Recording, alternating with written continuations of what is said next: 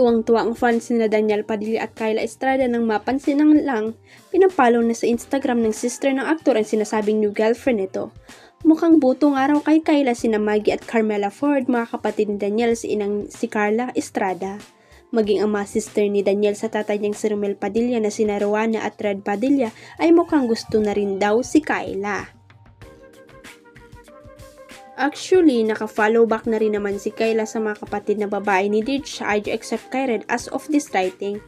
Hindi nga pa ba kultura nating mga Pinoy importante kaibigan o kaklose rin mga sister ang girlfriend ng kapatid nilang lalaki. Kaya naman expecting na ang Kyle sa magiging girl bonding moments ng mga babaeng malapit sa puso ni Daniel. Bete ng mga dilulong fans ang gimmick ng girls kasama ang aktor para mas masaya raw.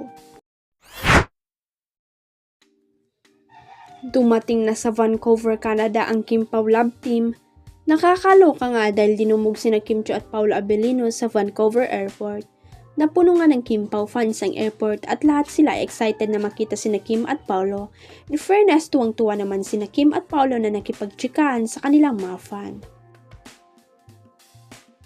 Nakatanggap din ng mga gifts, flowers sina Kim at Paolo, inulan talaga sila ng regalo mula sa kanilang fans.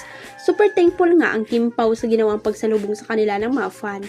May dalang placard pa nga ang iba para ipakita ang sobrang pagmamahal nila kina Kim at Paolo. Sabi nga ng ilang mga fan, para nga silang nagkaroon ng libreng meet and greet sa magjowa magka-love team.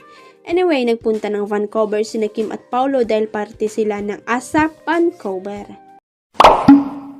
Huwag kalimutang i-click ang subscribe button at i-ring ang notification bell para sa latest at legit chika updates.